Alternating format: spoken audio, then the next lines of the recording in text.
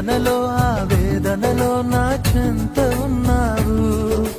అడిగిన వారికి ఇచ్చేవాడవు, వెదకిన వారికి దొరికేవాడవు.